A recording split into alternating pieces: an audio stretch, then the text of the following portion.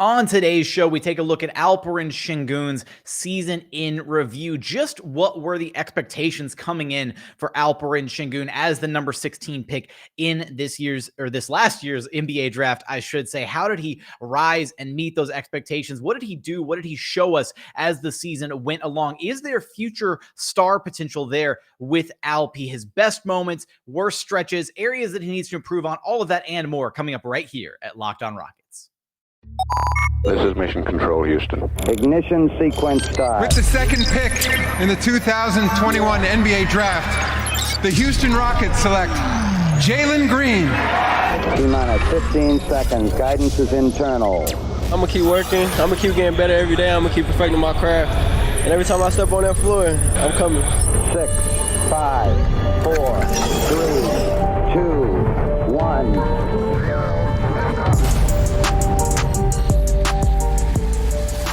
What's up, and welcome to another edition of Locked On Rockets, your daily podcast home for everything Houston Rockets basketball. As always, I'm your host, Jackson Gatlin, native Houstonian, also host of Locked On NBA Mondays, host of the State of the Rockets podcast, as well as the founder of ClutchCityControlRoom.com. Be sure to follow along on Twitter at JT Gatlin, and the show, of course, at Locked On Rockets. Now, today's episode is brought to you by Prize Picks. Check out PrizePicks.com and use promo code NBA, or go to the App Store and download the app today. Prize Picks is daily fantasy made easy. As always, appreciate you for making Locked On Rockets your first listen each and every day. Joining us now is none other than our friend Sergen Kumas, Serge, if you will, who you can follow on Twitter at Sergen Kumas, writer-reporter for Hersey NBA, covering all things NBA basketball, but with a nice twist of focus here on, some of the Turkish basketball players here in the league. Serge, how you doing, my guy? Good, Jackson. How are you, man? Thanks for having me on. I am so excited to have you here on the show as we are navigating our kind of Rockets review series. And today we're focusing on none other than our guy, Alperen Sengun. But before we dive into Alp, focusing on, where, how he's grown, throughout his rookie campaign, the promising areas of his game, areas he still needs to work on, best moments, worst moments, all of that. We're going to get into all of that here in a second. Do you maybe want to drop like a message to our, Turkish listeners, Turkish Rockets fans, Turkish NBA fans, just something you want to say to them? Yeah. I'll give it a twist. I'll say it in Turkish. So we'll give it a go. Yeah. So, Türkiye'den selam, New Jersey'den selamlar. Merhaba, ben Sergen Kumas. New Jersey'de yaşıyorum şu an. Ama tabii ki zamanım New Jersey ve Philadelphia zamanları gidiyorum, gidip gelip. Houston Rockets taraftarına selamlar. Umarım gördüğünüz kadarıyla bizim temsilcimiz Alperen Sengun bayağı güzel oynadı bu sezon. Müthiş bir oyuncu. Hala 19 yaşında ve şu an iyi gidiyor. Sizin desteğiniz süper ve buna devam edin lütfen. All right. Well, I'm not going to ask for like a word by word translation for it, but I hope our Turkish listeners appreciate that. I do want to shout out our Turkish listeners who have been such a delight to see. They're so passionate, so engaged with this team, with this fandom. Since Alp joined the team, that's been one of the coolest parts of this past season, and not something that we talking about. Expectations for Alp. I didn't have the expectations to have like a whole country backing the show and this player on this Rockets team, but I think coming into the season, when we're starting, kind of rewinding the tape, looking back at this past year with Alp, Serge, what do you think were some of the expectations that either you kind of had, or just some of the broad expectations that you envisioned for Alperen Sengun as we look back to how he started his NBA career? Yeah, man. So, Jackson, off the bat, right? I mean, 2020, 2021 Turkish League MVP, right? So for those who don't really follow Turkish League, I've been following for the past 5-6 years now intensively, but granted in high school, I wasn't really looking at it. I was only like an NBA guy for the most part, an NBA person.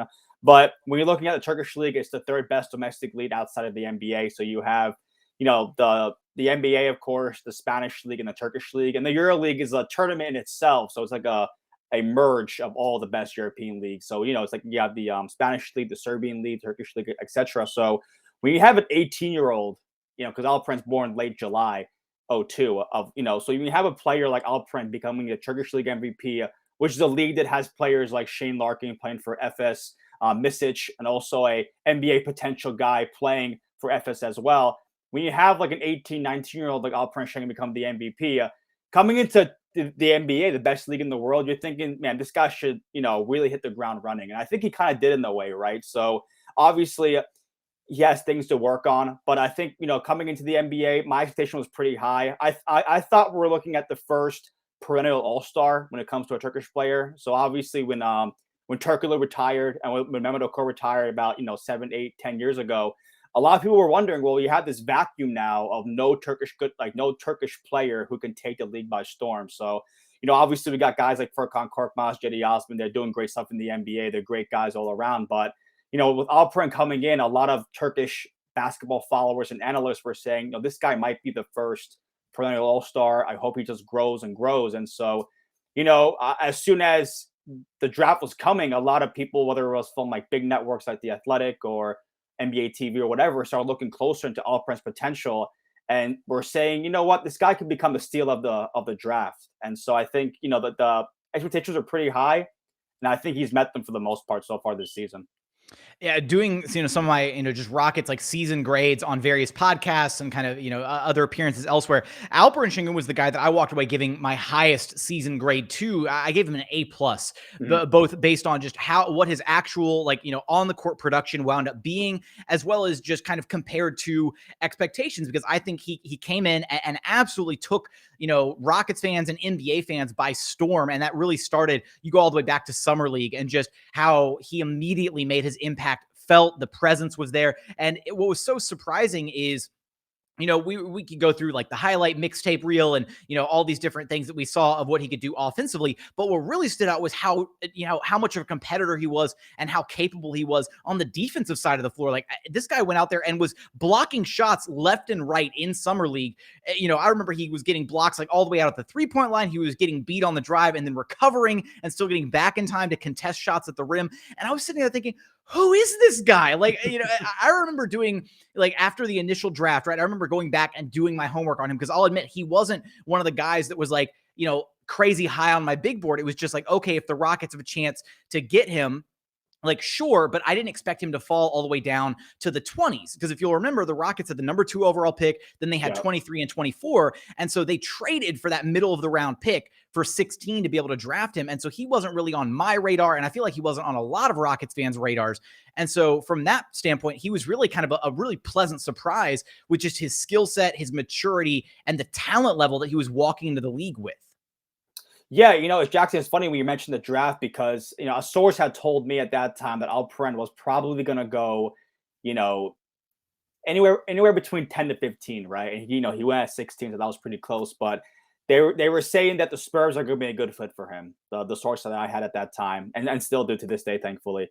And when you think of the Spurs, right? You're thinking Greg Popovich, you're thinking international guys, right? So here I am in my home here, my family's home here in New Jersey.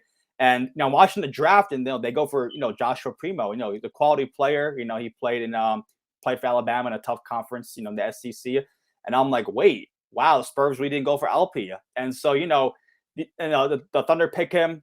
Like you said, the trade happened, and he goes to the Rockets. And I'm thinking, well, I was so focused on him going to the Spurs, and I really wanted him to go to the Spurs. So I'm thinking, well, now the Rockets have him. What do the Rockets have going on? And obviously Jalen Green got picked, and then Josh Christopher as well. So me personally, I kept envisioning him in San Antonio. So when he went to the Rockets again, I had no idea what he was going to do there. I knew the Rockets last year were really in a rough situation with John Wall, and also you had Harden who wanted out. So I'm thinking like, well, does he really want to go to Houston? Is this going to be an ideal situation for him to grow? Because I kind of felt like from the outside looking in, is the Rockets locker room toxic now because of all that's happened? We had Wall coming in last year. Again, you had Harden wanting out.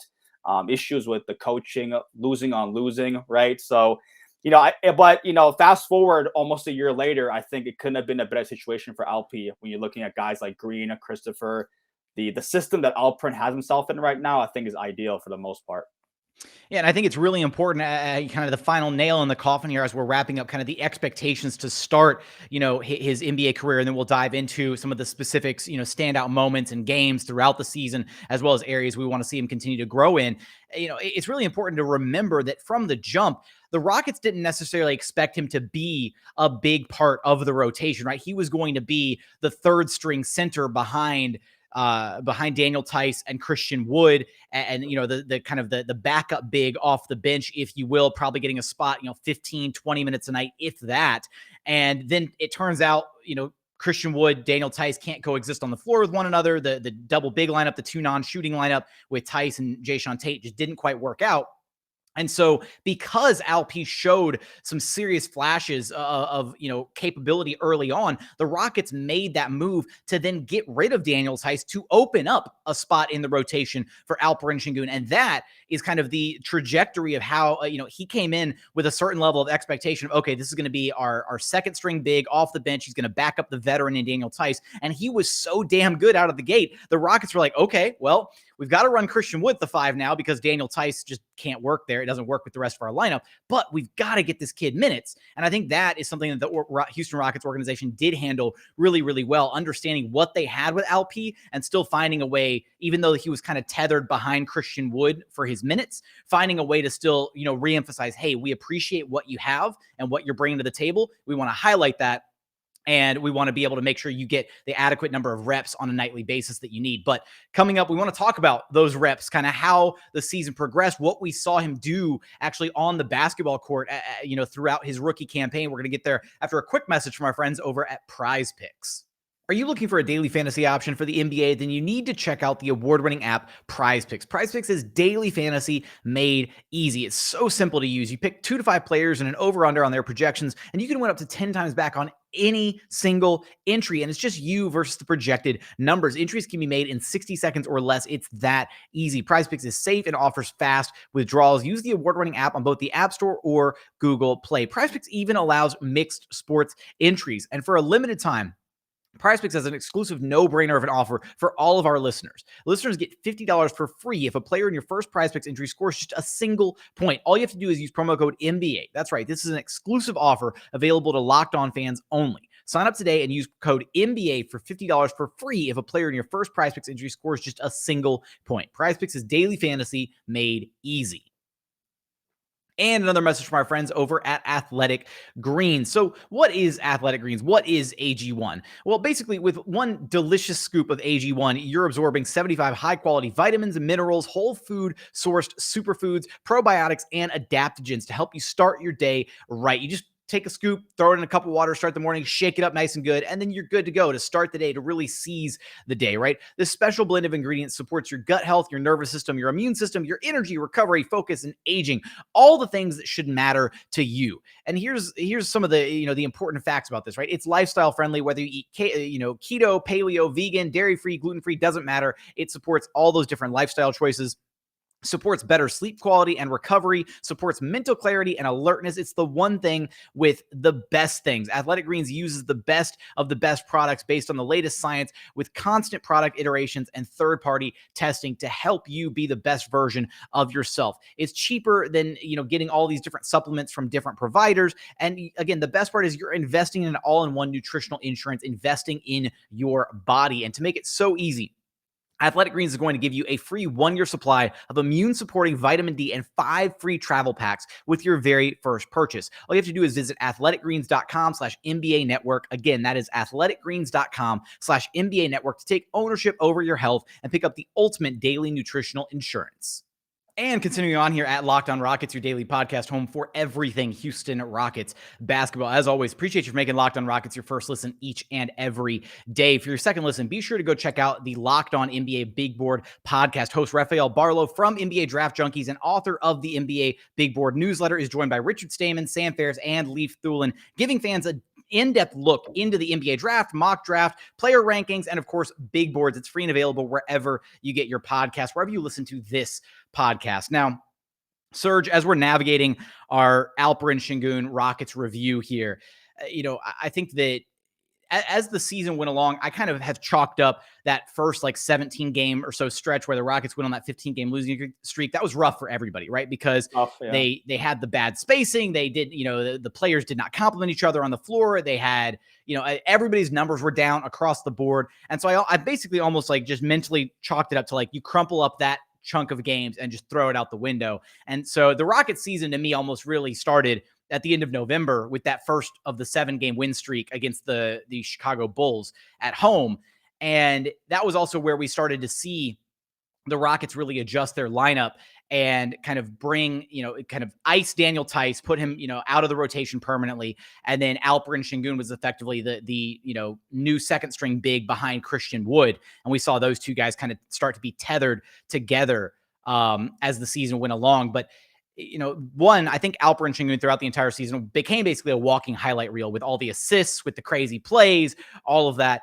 But what to you was the best game that he played this past season, the one where you think, okay, this was his best all-around performance or really stood out for XYZ reason? Jackson, I'll be honest, and I did think about this question leading on to our podcast episode here. So, obviously the Lakers game, I think, really stood out, second half of the season was just tremendous because, you had a guy like Alpia, going against the most and best advertised team in the NBA, the largest market, I think, besides New York, which is the Los Angeles Lakers. LeBron, Russell Westbrook, Carmelo Anthony. And so going up against those guys, I think was really great because you were going to see, well, how good is LP against LBJ, right? Arguably one of the best players of all time. And so this was the game where, I believe Alperen went off by 20 plus points. And there was a play in the second half, I believe, where Alperen literally backed down LeBron James into the post like a baby hook. And there's a slow-mo, which I'm really thankful that the Houston Rockets social media got that, where LeBron's getting backed up. And as soon as Alp scores, LeBron just, passively just pushes the ball. And you have like Russell Westbrook in the back just looking this way. What are they going to do? So obviously that performance was just nuts. He was dunking all over the place. He just shot the ball decent that night. So, man, that performance really put him on the map, especially in Turkey where, people really support this guy. We really do a great job of supporting our athletes over there. So, man, people were really glued to their TVs that night watching LP go against the Lakers. And, the other game would have to be the 27 points he scored against the Blazers that I think a few weeks later, where really efficient, did well shooting the ball around the perimeter, did well inside the paint as well. So I would say those two games in the second half of the season really stuck out for Alperen in terms of his best performances this year. Yeah, I love that Lakers game. I'm glad you brought up. Glad you brought up both of these games. That Lakers game was incredible, and from that moment that you mentioned, I remember it so vividly because he backed down LeBron James, scored on him down low, and then I remember the very next possession or two, LeBron immediately stopped guarding him. Like I remember noting that LeBron had gotten abused in the post by Alp. And I don't think that was the first time it happened either that game. It was like, it was a couple times in a row. And it was that one was like the icing on top of the cake. And LeBron was like, you know what? I'm done with this kid. I can't check him anymore. And Carmelo Anthony was then dealing with him for the rest of the game. And so LeBron was just like, you know what? I'm done with this. Like, I can't check this kid anymore. I'm sick of it. And I just thought that was honestly probably a really great sign of respect where LeBron's just like, you know what? I can't deal with him anymore. Melo, get over here. You got to guard him now because I'm sick of getting posterized by this kid. That was a really impressive game. And obviously from the Rockets perspective, picking up that win against the Lakers was huge. That was such an exciting game, both for Alp, for Jalen Green, for Rockets fans in general. And then you're right. The Portland game, I like it because you see him get the 27 points, 10 of 16 shooting, a really efficient night. It's tougher because that Portland team wasn't really a basketball team that they were trotting out because they were missing 9 of their guys. I would venture to throw in one more here, and it would be the one on the road against the Phoenix Suns just before the All-Star break. Because Christian Wood missed that game. It was right after the Rockets were rolling in Dennis Schroeder into the lineup, trying to see what they could potentially have with him after the Daniel Tice trade. And I remember Alp got the starting nod that night, and the Rockets played a really damn good game against at the time, the number 1 seed Phoenix Suns, a really competitive basketball game. And Alp was at the forefront of that, anchoring them, both defensively, offensively from that 5 spot and really playing well in conjunction with the other Rocket starters. And it was one of those things where everybody who had been beating on the drum of Alp needs more minutes, get him more time. It was like, look at what's happening. He gets minutes and he's producing. So that was, I think too, just kind of an extension of these games, right, is throughout the season, right, we saw Alp getting, anywhere from 15, maybe 20 minutes a night, sometimes a little bit less, sometimes a little bit more. But the biggest question was, I think, will the production translate when he starts getting more minutes, right? If he's getting 25, 30, 35 minutes, does the production actually translate? Because you can look at some people's per 36 numbers in the NBA And they don't always, like, per 36 is sometimes a bit of a misleading stat. Like, if we went by per 36 all the time, Boban Marjanovic is the greatest player of all time. Ever. Yeah. So, yeah, right. Like, his per 36 numbers are insane, but it's because he can't actually produce those numbers over a 36-minute, game, because that's just not who he is as a player. Alperen Sengun can. Like, his numbers do translate when he gets more reps, when he gets more time. The points are there, the rebounds are there, the facilitating is there. It's all there. He really is kind of the total package. Yeah, I mean, like you said, Jackson, like there is a famous saying in basketball where if a guy stays on the court too long, he might get exposed, right? So that was kind of my fear too, where the debate was, well, if Alpe's not getting enough time, and when he does play 25, 30 minutes, and if he's not playing well, then what's the debate here? Does he deserve those minutes necessarily? So I think once Alpe did get out there and he was playing 20 minutes, 25 minutes, and he was producing in most of those games, I think the confidence came back within the media, within the spectators, within the fans, within the franchise, that this guy, give him time and be patient with him. He's going to produce on the court. And one thing I'll say, and I hope he sees this, but throughout the entire season, I really appreciated Ryan Hollins' commentary, man. This guy was just going bonkers for Alperen. I loved it. Like, my friends were like, dude, who is that guy? He's going nuts over there. And I'm like, dude, I didn't know who it was at the time. And so, I just want to throw it out there. Ryan Hollins was really was killing it, man, in terms of his commentary when it came to Alperen. Absolutely. Shout out to a great friend of the program. Great. Yep. I feel honored to be able to call him a great friend to myself. Ryan Hollins, absolutely one of the most genuine human beings you will ever have the pleasure of, listening to or interacting with. He's such a very humble dude.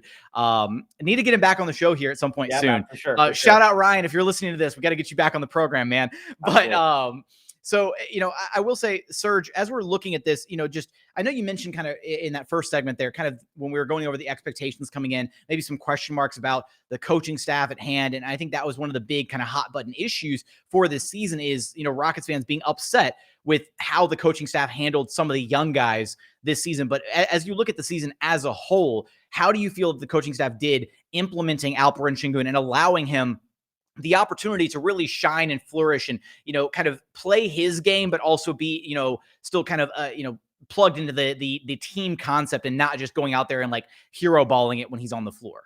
The one thing I'll say about the coaching, Jackson, is, because I want Alperen to succeed so badly, being that, he's from Turkey, actually. And fun fact, he's actually from the same city my family's from in Turkey. So it really hits home. Yeah, man, it's really, really a great story. So, obviously when Coach Silas, obviously comes from a great basketball family, with his father and everyone involved. So I had the utmost respect for him. But in the beginning, I'm thinking, well, if he's not giving Alpe time and Alpe deserves it, I'm thinking, well, Silas has to coach these young guys. But at the same time, coaching is his job. So you have to do a good job, in your career, to keep your job, right? I mean, to keep going and to keep performing. So when Silas wasn't giving the time to him, I'm thinking, well, this guy just wants to keep his job. I mean, he's a coach after all. You have to do a good job to keep your job, right? So, but I think as the season progressed, and I think once he gave Alperen more minutes and was more confident with him, I just think he started flourishing more. And the entire coaching staff was like that as well. They were really supportive of Alperen. And I think Houston does a good job when it comes to international big men and coming into their city. And they're just opening them with open arms, whether that's Hakeem Olajuwon, the great Hakeem Olajuwon, the great Yao Mings of their time. So I think so far this season, throughout the season, they did a good job of really welcoming Alperen. They were patient with him, because there were times when Alperen would be like on the perimeter or outside near the 3-point line. He would do like a behind the back pass. And you're like, well, was that really called for? So I think the coaching staff was great when it came to their approach with him. They were patient. He's a European big man, and there's a shaky history of European players in the league overall when it comes to adjusting to the speed and power of the NBA. So I think they were great overall. Coming up, we're going to share kind of final thoughts, on our areas that we'd like to see Alperen Sengun continue to focus on and grow in, as well as any final thoughts we have here, regarding his season as a whole. We're going to get there after a quick message from our friends over at BetOnline. Our partners at BetOnline continue to be the #1 source for all of your betting needs and sports info. Find the latest odds, news, and sports developments, including this year's basketball playoffs, Major League Baseball scores, fights, and even next season's NFL futures. BetOnline is considered your source for all of your sports wagering information, from live betting, playoffs, esports, the NBA draft, and more. And speaking of the NBA draft, right now, you can go to betonline.ag. BetOnline.net and check out the odds for who's going to be number one overall in this year's NBA draft. Right now, Jabari Smith Jr., the favorite, at plus 100. Chet Holmgren right behind him at plus 190. Paolo Banchero bringing up the rear at plus 275. So for that and tons of other odds, head to their website today or use your mobile device to learn more about the trends and action available to you. BetOnline, it's where the game starts. And final segment here at Locked On Rockets, your daily podcast home for everything Houston Rockets basketball. As always, appreciate you for making Locked On Rockets your first listen each and every day. For your second listen, be sure to check out the Locked On NBA podcast. From the first jump of the play-in tournament to the very final possession, the final buzzer of the NBA Finals, it's Locked On experts taking you deep inside the playoffs with insight and analysis affecting all 30 teams. I host the Monday show. It's always a ton of fun. 3 interviews from around the league to get you started off right with your basketball week. Be sure to check it out wherever you get your podcasts. Now, Serge, with Alperen Sengun, I do think that, throughout his season, I don't really think there was an area where he really had a gap or a series of games where he really struggled. I think one thing is he was relatively consistent in a majority of his play. I do think there were some games where maybe he, didn't quite have the efficiency. Like he came out and would have a bit more of a quiet night, like a 1 for 4 or 1 for 5 shooting night, only a couple points here and there. But largely he's a guy that can go out there. He's still going to, play solid defense. He's going to rebound. He's going to do his best to facilitate when he can. And I do think that as he got more and more consistent minutes as the season went on, his consistency in play kind of matched that a little bit, where he became, a bit more of a reliable force of, okay, he's checking into the game. He's good for a bucket or two. He's good for setting up his teammates for some assists, throughout the game. And obviously the assists this season were absolutely wild. Still, to me, the number one assist that he had all season long was against the Boston Celtics on the road in Boston. And it was the one where he was under the bucket and, drew in multiple defenders and then got the pass out, the behind the back left-handed, I believe it was, pass behind 3 Boston Celtics defenders and got it out to Josh. And Josh was able to drain the 3. Like that to me is still one of the most absurd passes I've ever seen in a live NBA setting. Is there a pass that comes to mind for you that you want to highlight, that you remember from his insane highlight reel? Yeah, I mean, obviously that one, Jackson was huge. I know Jason Williams actually commented on that. He's like, oh, yeah, that's a good pass. That's a good pass. And that was pretty cool to see. But I think one pass for me was definitely, I forget what game it was, but I know it was to Kevin Porter Jr., where Alperen literally got the rebound and there was 2 guys in front of him and he had the ball like this, but he made a pass like that without even looking, because all the attention was going that he'll get the ball, bring it down and go back up with it.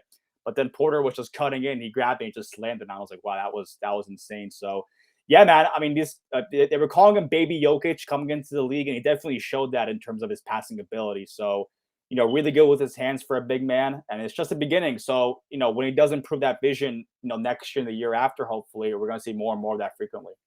Yeah, and I think too, right, we get caught up in the passing, and for good reason. It's again, some of the passes have been absolutely insane, but I think the other area of his game that is really incredibly promising, before we get to some of the areas that we definitely want to see him improve and grow and work in, is his ability to draw fouls. His free throw rate is through the roof. Like his ability to just initiate contact and get to the free throw line has been absurd. The fact that he can get down there, and it's a big part of why he was an MVP at such a young age, but he has such a polished level of play about him, both just the way that he processes the game, how quickly he reads and reacts to what opposing defenders are doing, and even utilizing that processing speed when he's on the defensive end, being able to understand where to move his body to, how to recover after being beat off the dribble, things like that. But offensively, seeing him with that repertoire of skills, he gets down low, gets into the paint. He's got the patience, the spins, the twists, the up fakes, all of that. And to imagine him, having another summer after now kind of knowing his role with the Houston Rockets, understanding where he stands in the eyes of the organization, all of that, and be able to really really fine tune and work on the finesse side of his game and get it to even another level. His ability to, again, draw free throws and elevate that part of his game was such a big part of what, some of the areas of success that he had this past season.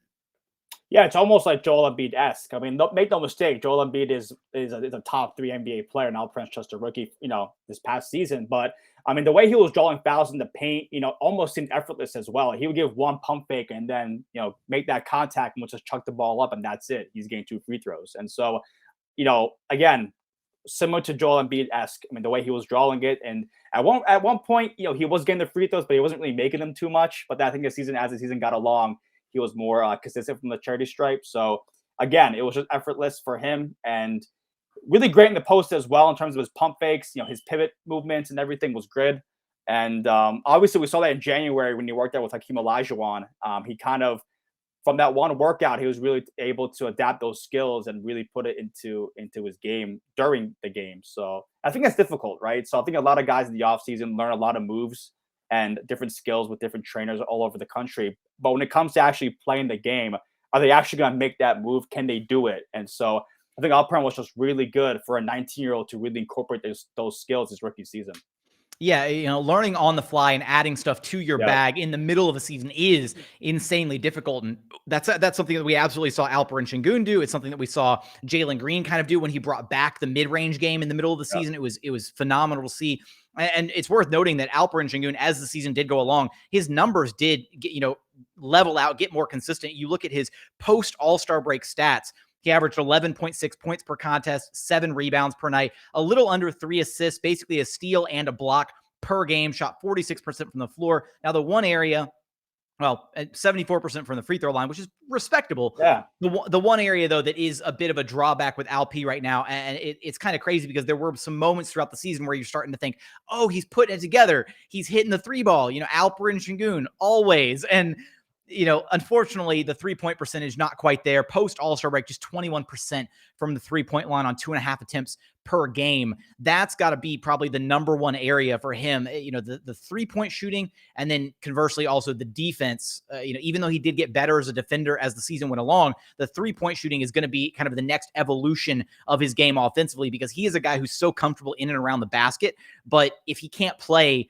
as a true 5-out, in a 5-out system, it's going to really limit his opportunities to, create not only for himself, but also for his teammates, because a guy who can pass the basketball the way that he can almost needs to be able to be out on the perimeter to draw a man out to him, because that creates those opportunities where guys can have those backdoor cuts, can get into the lane and, really, be able to feed off of his insane passing ability. Yeah, and Jackson, we said about his 3-point shooting. There were times where he was open on top of the key, whether it was on the perimeter itself or on top of the key, where he would want to shoot it, and the defender would get a little closer for the closeout. He'd just pass it back out. I remember Ryan Hollins always saying, "You shoot it, you got to shoot that." And so, because once he pump fakes and is kind of hesitant to shoot the ball, he's gonna shoot it, and he's gonna brick it. Most likely, that's what happens with a lot of these guys in the league, where they're going to shoot it. They can't make up their mind. And then the shot's already gone because the defender closes out already. So I think with Alp, once he does get to that point where the shot falls more consistently, he's going to be a threat down low in the mid-range and beyond the 3-point arc. So I think, once those improvements come in the offseason, it's going to be really special for him. Yeah, and I do think that he's got a solid form when it comes to the three ball. The form looks good. There's nothing mechanically wrong with the shot. It's just about the consistency, getting it to a point where the confidence is there, right? Because it did feel like there were some points in the season where it's oh, he's pulling the three ball with confidence. Great. And it would be there for a few games. And then it would, like you said, it would go away where he'd be on the perimeter. He'd be wide open.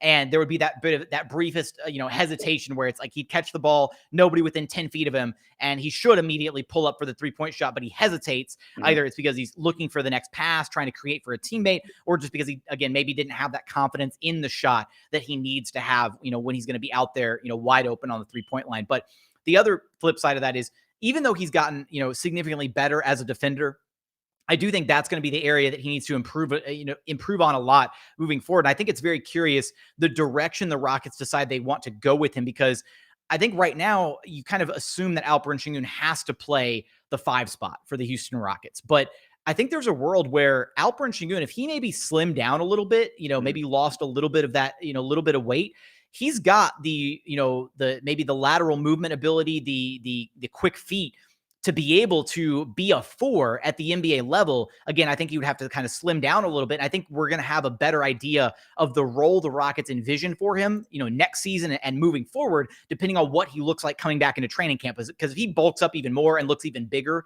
coming into next season, then it's okay, no, he's permanently a 5. That's his position. But if he slims down a little bit and gets to be a little bit more agile, maybe a little bit lighter on his feet, then I think he's going to be viewed as a guy who can maybe be a bit of a tweener, somebody who can play the 4 or the 5 at the NBA level, which could be really beneficial, seeing as how he is a bit undersized to be a true NBA 5, unfortunately, standing at about 6'9", 6'10". Yeah. He makes up for it by doing his dirty work early and really fighting when he has to, but at the same time, like, he is giving up a couple inches at that position.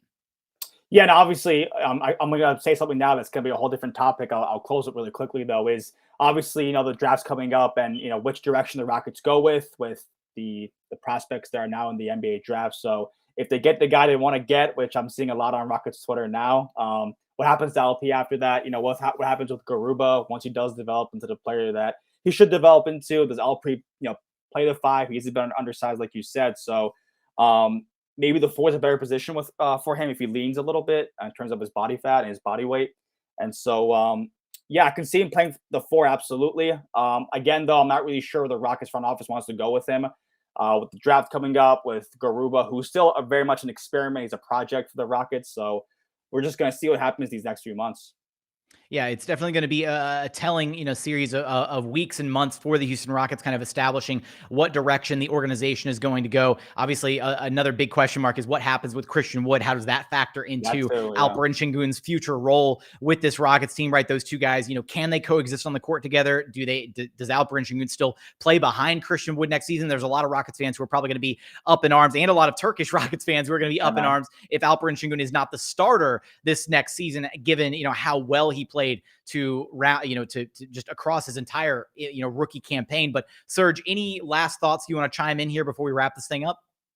Yeah, man. So funny thing I should mention is a lot of my friends always ask, well, Serge, you're so high on LP. What's his, what's the ceiling and what's his floor?